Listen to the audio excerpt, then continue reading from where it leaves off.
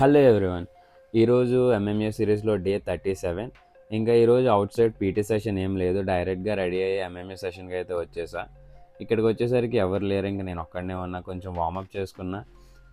ఇంకా ఈరోజు కూడా బాక్సింగ్ సెషనే ఉండింది.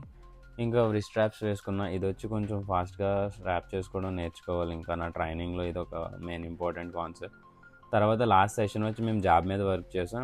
ఈరోజు వచ్చి క్రాస్ రైట్ హ్యాండ్ యూస్ చేయడం నేర్చుకున్నాం. ఇంకా తర్వాత యాజ్ యూజువల్గా ఇన్ బిట్వీన్ పుషప్స్, కొంచెం ఫుట్ వర్క్ మీద ఇంకా ఎక్స్ట్రా వర్క్ చేసుకున్నాం. ఇంకా ఆపోనెంట్తో గార్డింగ్ ప్లస్ పంచ్ చేయడం నేర్చుకున్నాం, లైక్ గార్డ్ చేసుకుంటూ క్రాస్ చేయడం.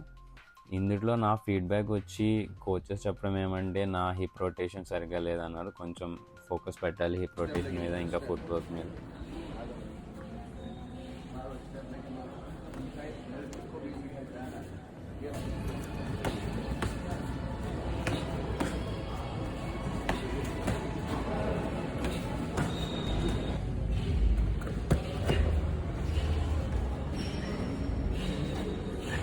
ఇంకా అది అయిపోయిన తర్వాత ఆఫీస్కి వెళ్ళిపోయా. ఇంకా ఈరోజు 2 hours ఖాళీ ఉండింది.